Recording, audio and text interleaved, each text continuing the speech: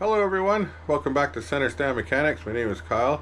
In today's video we're going to be doing some ultrasonic cleaning and going to be doing some cylinder honing and just kind of getting everything ready to so I can put the engine back together. Probably not the most fun video to make because I don't like cleaning engine parts that much, but this time at least I have an ultrasonic cleaner. This is my first time using the ultrasonic cleaner. I've heard lots of great things about them online, seen amazing results, and it seems to be the go-to way to clean parts and stuff. It seems like a pretty good way to do it. The only downfall, it takes a little while for the machine to heat up and the water. I pour hot water into it first, and I'm not sure what the best solution is going to be for cleaning solution, but this time I'm going to be using this pine saw over here. And we're going to give that a whirl because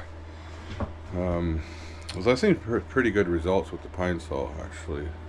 But the ultrasonic cleaner I have is a fairly large one. It's 30 liter, and I'm hoping to get these engine cases washed up in there. This one, it just barely fits. This is the larger of the two halves, but the smaller half doesn't have has all the bolts. This one doesn't have the big studs. So this thing's pretty dirty. Here, I'll turn this light on here. And so I'm going to see if we can clean this in the ultrasonic cleaner. It should be a good test. Go big or go home, right? It still has some of this gasket stuff on. I'm going to run it through the cleaner first, and then try to peel that off after it goes through the cleaner. I've still got the seal in here. This is a new seal I put in last year, and I'm gonna see if it can stay intact, because I don't have another one just yet. That's a new seal, so if I can keep that one in there and not mess with it, that would be good. But it could get messed up, I don't know. And then there's half here. It's a smaller half, like it's smaller this way and the same width and everything, but it's got all these bolts on it, so I'm not sure. Like, I was thinking I'll try to take these head bolts off, like the studs. I mean, I'll try to back these studs out. I'll flip this around and try to get those out, and hopefully they don't fight me too much. Yeah, because I don't see how it's going to fit in my cleaning machine with them in there. It'd be great, so I'll be trying to work on that. My machine outside, my ultrasonic machine, is just warming up. It's almost at temperature. I'm going to put some cleaning solution in it. I'm going to try to, I've heard you got to degas them, so I'm going to run a cycle for about 15 minutes, try to get the air out of it, and then we should be good to go. So I'll just take this out there right now.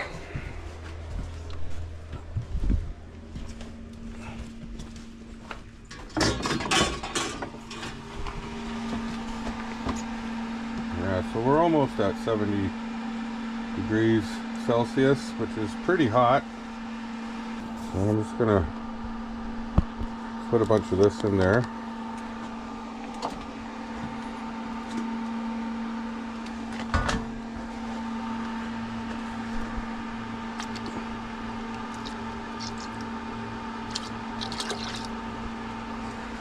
Oh, smells nice.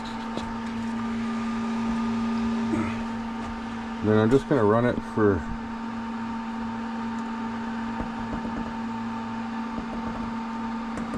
set it to 15. There we go.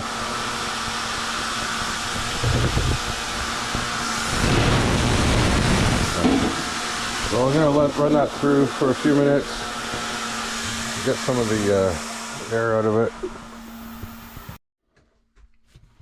Okay, I'm ready to run this through the ultrasonic cleaner now. Just want to make sure I got everything out of here that I wanted to. Yep.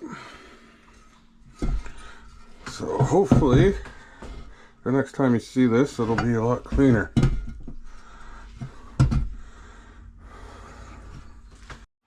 Okay, I topped it up a little bit more, and because of these little nubs here, I can't put the lid on the right way, so it's dished in, so I'm gonna flip it over and put it on upside down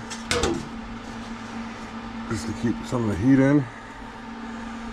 And it's dropped a little bit in temperature, but I suspect I'm gonna have to run this through twice. So I'm gonna run it through, I'll set it for 30.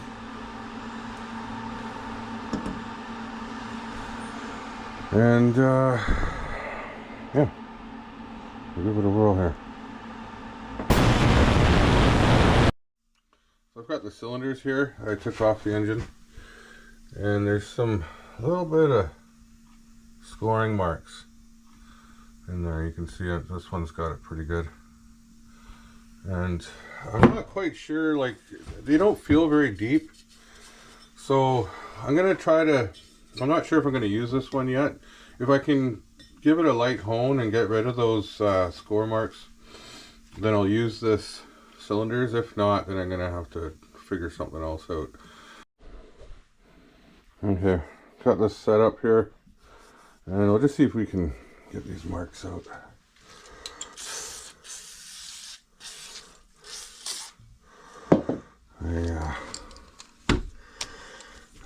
I want to make sure this is usable. I don't want to, have to grind it out so much that it becomes oversized.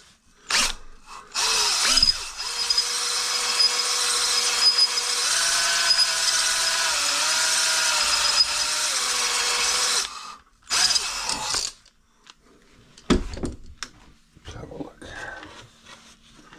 I'll probably have to do more. I just want to kind of see. That's where it's looking a little bit. Oh yeah.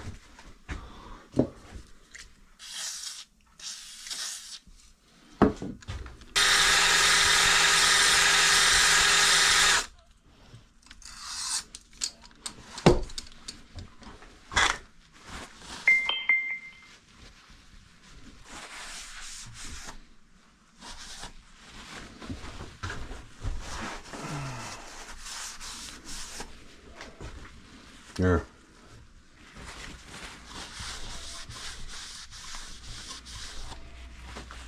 Let's work on the other one for a bit.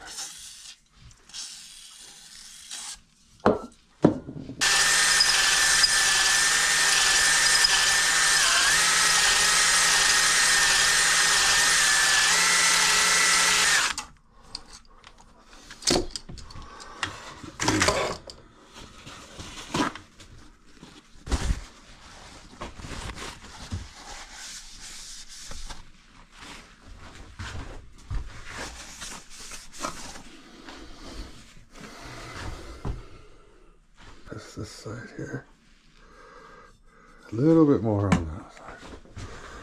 I might have some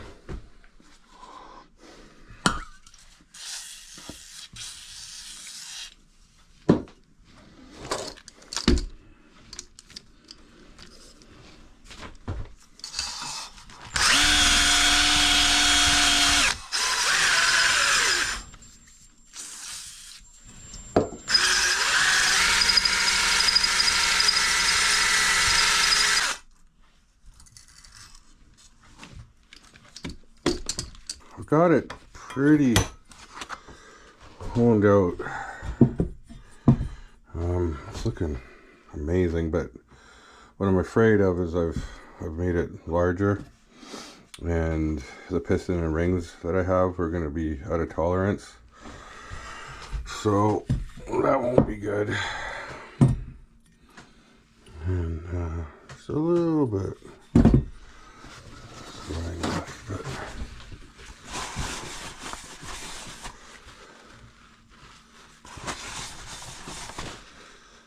this one, Maybe I can do a little bit more.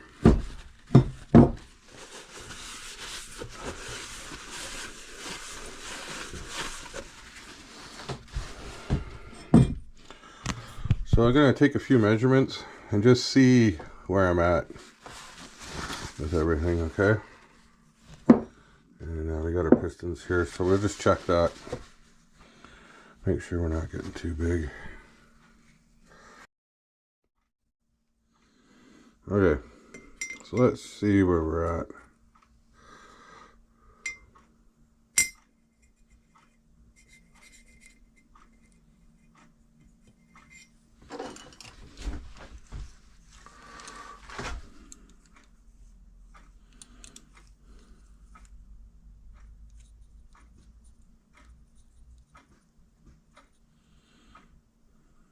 Yeah, that's not bad. It's supposed to be 75.05 and it's 75.07. So,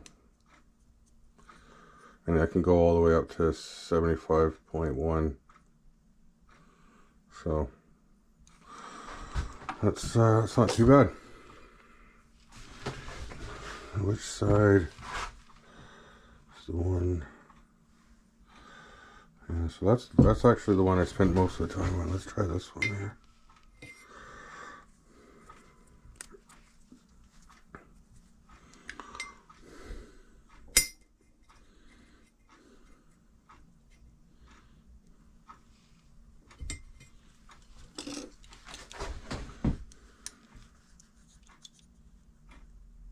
Yeah, same.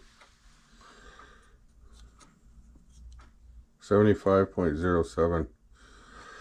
Last time I measured these, they were 75.05. So they've grown like 2/100ths of a millimeter. So not too bad. So I've got some brand new in the box piston rings here.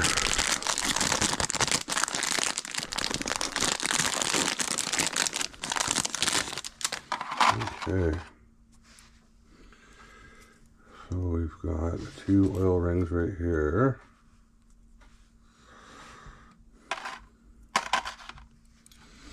And we got the top and bottom ones. Now the top one is a little bit thinner than the second ring here. Yeah.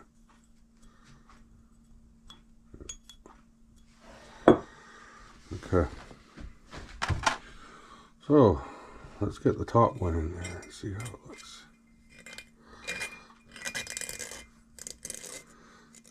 Yeah, that looks pretty good. Push that down in just a little ways, even it out. Yeah, the rings that came out of here were measuring in at 34 thousandths and whatnot. It was like 35, and so let's see what these are. Okay, so it looks like I can barely fit a 12 in there. Yeah, so it's 12. I think that's I'm gonna have to look all that up, but I think that's the maximum. I think it's 7 to 12 on these, but I'm not 100% sure. So that's the top ring. Let's check the second ring. This one's a lot thicker and stiffer. Let's tap that in there a bit.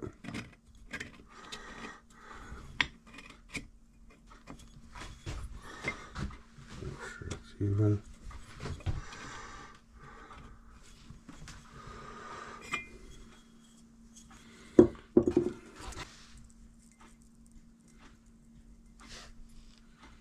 Yeah, 15 is tight and 14 is just fits nicely, so it's around 14 and a half. So I think that's pretty close to good. I'm gonna have to look this up here. So I got some specifications here, and this is for the XS650. So top and second ring can be between, it can be between 7, well, almost like 8, 7, 9. So let's say 8 to 16 thousandths of an inch, and it can go all the way up to 39 thousandths.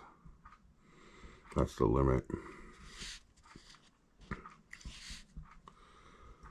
And then oil control can be basically 8 to 0.35, 0.035. So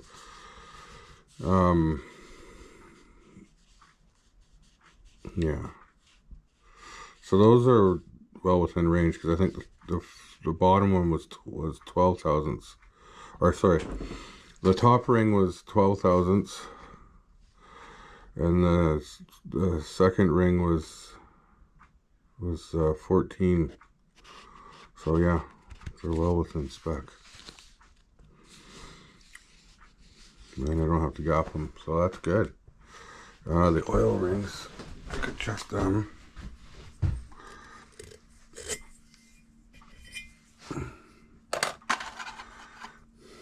That's the little thinner ones here. I can go from the 0.079 to 0.034, and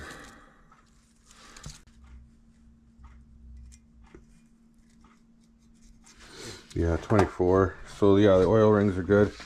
I can go up to 0.035. So yeah, so that's all good. That's good. Let's check this piston here real quick.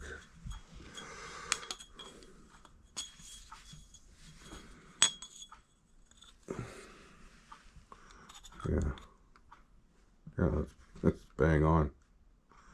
That's a standard size piston right there.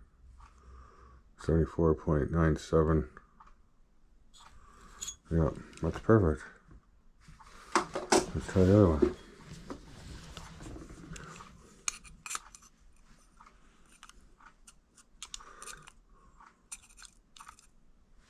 Yeah, it's the same. 74.97. Okay. It's been a half an hour. I'm gonna throw some gloves on. Take this lid off. The temperature is at 77, so it's almost at the top, so that's good. And get the steam in the face. Oh my gosh, it looks dirty in there. That's hot. I gotta fish that out with something. Try not to get burned here. Ooh, it's hot. Let's see if I can grab it. Oh yeah. Oh yeah. Oh yeah. She's coming.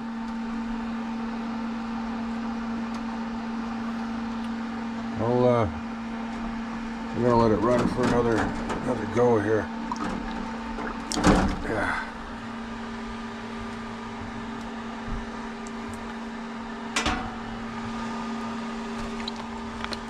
Put a little bit more. Put a little more cleaner in it,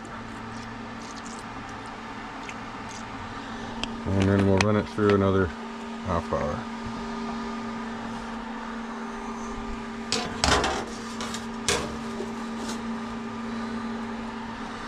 So in the instruction manual, it says to give this thing a 15-minute break before running another cycle. So it's had about a 5-minute break. I'm going to wait a few more minutes and then I'll come and turn this on again. Alright, so I'm going to attempt to loosen this off so I can flip this around and then maybe reset it. Maybe try working these head bolt studs out and then maybe then I can get this in the ultrasonic cleaner. It's worth a try. If not, I don't want to fight the studs too hard because I might end up breaking the or stripping the threads out of the aluminum. They've been in there a while. Oh. Should be able to take that out. Take this off. So I should be able to flip this thing around. There.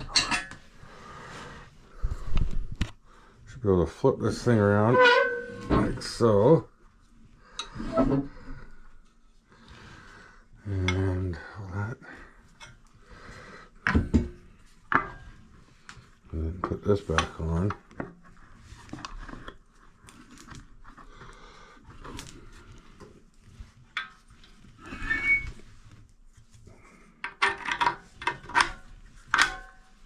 Yeah.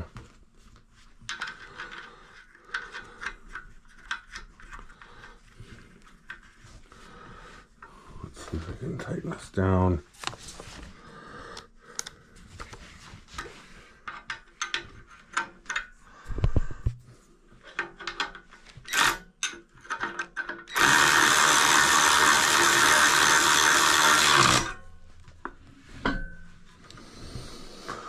Yeah, and then I don't know, I might have to put a block under here or something.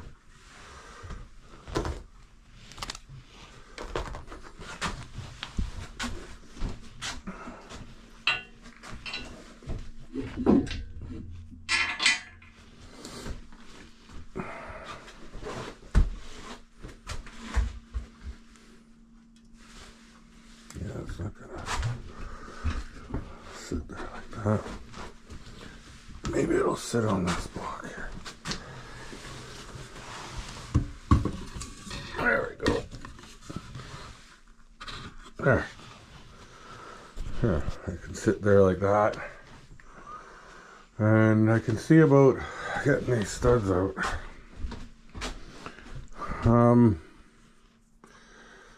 So you should be able to put two nuts on here, lock them together, and spin these out, but we'll see. We'll try it. Okay, we'll put the first one on.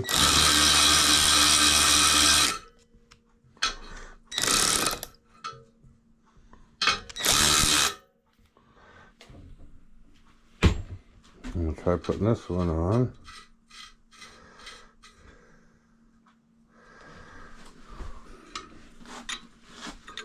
So we'll lock these together.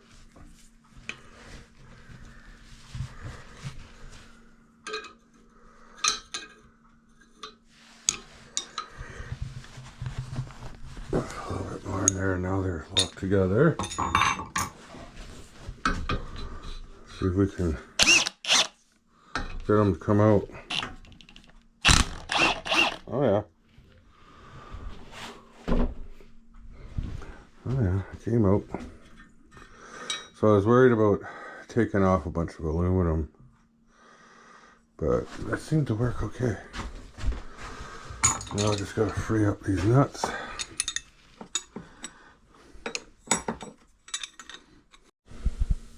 Okay, I've got all the head studs out, and I flipped it back over, and there's these three long studs for the underside here that I'm gonna, so I flipped it back over just to take these three out because I think I'll need them out to clear the lid on the ultrasonic cleaner. So I'm just doing the same process here. They're slightly smaller studs, so I'm using these 12mm nuts, and I'm just using the same process, just locking two nuts on, and I'll grab a 12mm deep socket for my, and that should fit right down on there, and then this should come off.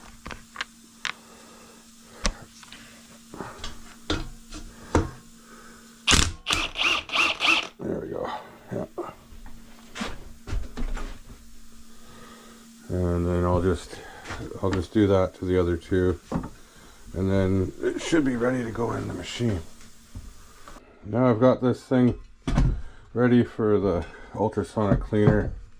I've got these 3 long studs out and the 8 long head studs out, and everything else stripped off of here, so I should be able to fit that down in there and let it do its thing, and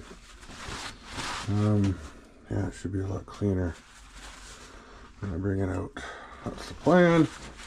Here's the clean half I just took out of the solution, and I power washed it off, and it still has a little bit of stuff here and there, like this old glue and little bits of stuff here and there. I'm just getting another solution ready for the other half, and I'm just warming up the ultrasonic cleaner.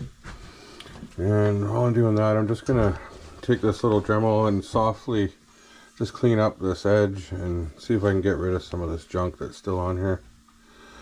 And then yeah, it should be, this half should be done.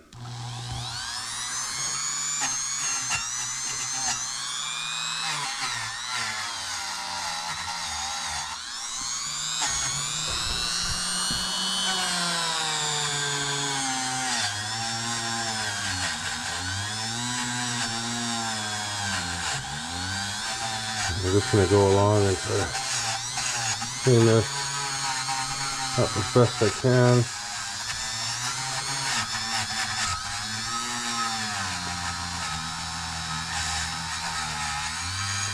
The ultrasonic cleaner did a pretty good job of cleaning the bulk of this block off, but you know, I didn't get everything, of course, so I just want to make sure I get all this stuff off of there. I got them pretty cleaned up.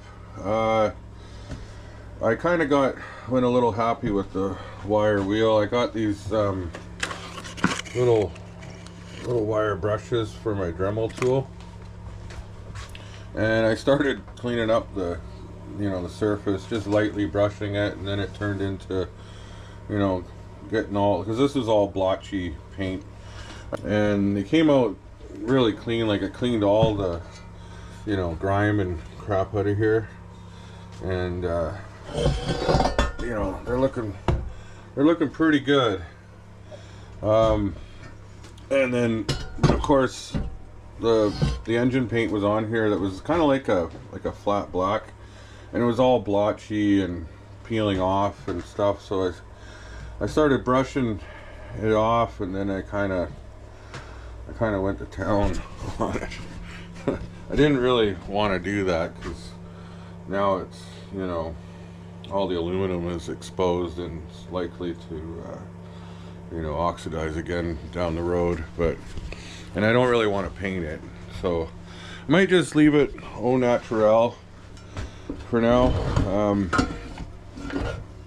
because you know, it has that you know, rustic look to it. If I was fixing up, like, you know, trying to do a restoration on it, I'd probably paint them or something. But I think I'm just gonna kind of leave it there. I kind of like the look of it the way it is. So for this build, I'm gonna probably do another one of these engines down the road, and that one I'll probably, you know, paint it up nice or polish it up nice and stuff. I just don't like polishing aluminum that much.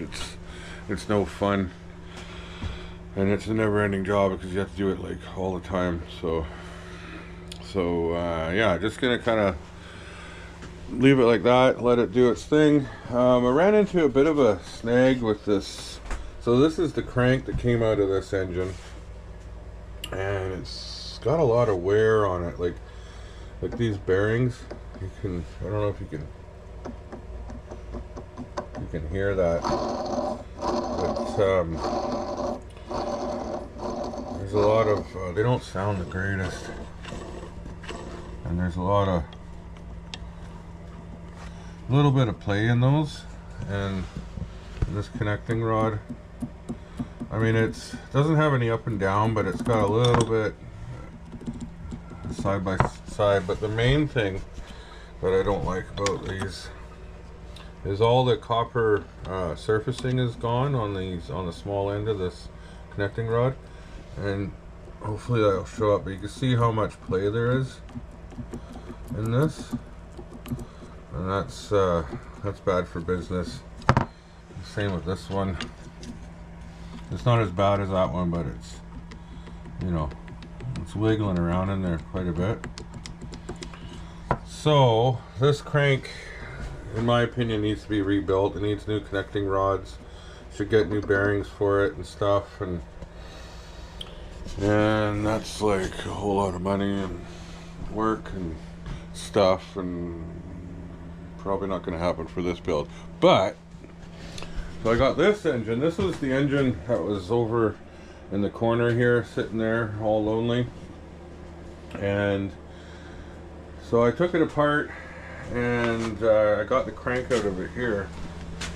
And this one is in a lot better shape. Like, so if you take this, there's no wiggle in these at all. These are in a lot better shape. So, and this bearing feels nice and smooth, you know, all these. So,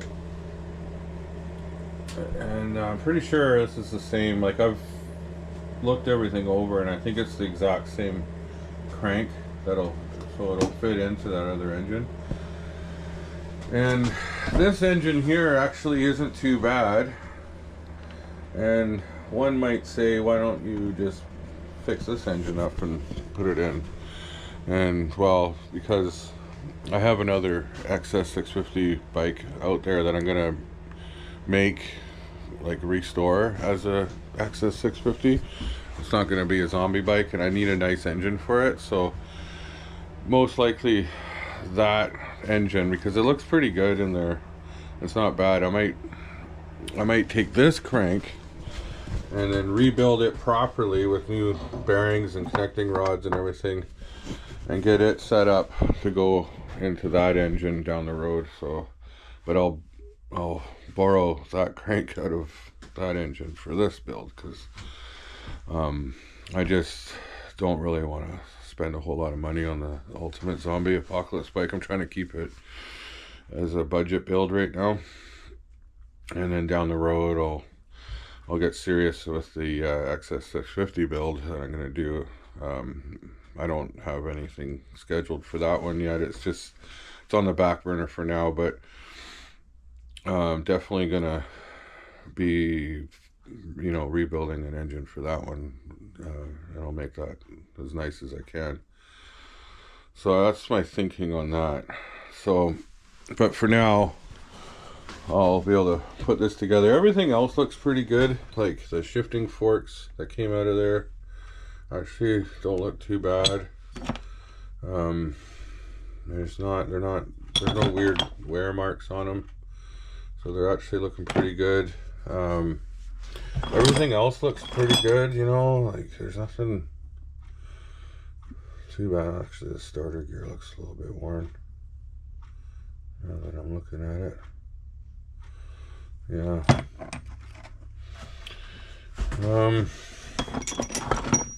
But yeah, I'll be going over this stuff and making sure everything's good. There's the shift room out of that, and a whole bunch of bits and pieces that, but the valve cover is all good. So yeah.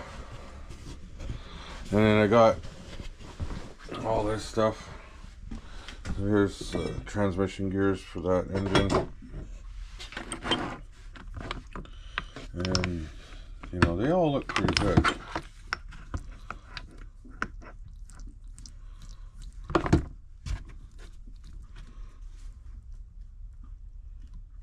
You know.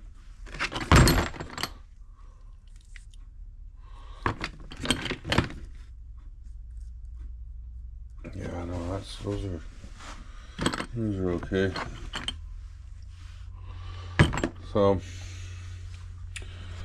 yeah, so that's the plan anyways. And that's what I've been working on. So I just got to get this engine off the stand, and I'm gonna put all this in a box for safekeeping for later. Because you know, there's most of that engine's pretty good. So yeah, I'll get that off the stand, and then I'll put this engine on there and start building it up, and then I'll bring you back. And I want to do probably a two-part video on putting this engine together. One first will be the bottom end, and then the second video will be the top end, and then, you know, they'll probably come out at different times, but you know, you can watch them together back to back, and it should be a pretty good informative series on the XS650 engine, I'm hoping. So yeah, that's what I've been working on. It's taken me a while to get these things cleaned up. I probably worked on this for like a day, just cleaning these and getting it this far. I ended up taking the head studs out just so it would fit down in my ultrasonic cleaner. I got them all here, and I'll be running taps into the threads and cleaning everything out. This engine case actually is pretty good. There's nothing, I couldn't find any problems with it. There's no stripped threaded holes in it or anything. The only thing that was weird is when I was brushing this little cap came off. It's almost like JB Weld on here, and this is like an oiler passageway. It goes through the block, and then there's these little oil drip things that I think drip onto the crank as it comes around. But it's plugged here with a little pressed in ball bearing, and I'll probably just end up just capping that off with some more JB Weld, and that should be good. That was the only weird little defect. So other than that, it should be good to go. And this seal I put in last year, it's a new seal for the starter. The starter goes here, and it seemed to survive okay. It's still pretty supple. It still has the spring in there and everything. So hopefully just going to leave that in there, and that'll be good. And yeah, that's about it. So yeah, so stay tuned for when I get myself all set up and ready to put this engine together. It should be a good couple of videos there anyways. So I'd like to thank you guys for watching, and please like and subscribe. It really helps my channel out, and stay tuned for more videos. Center Stand Mechanics out.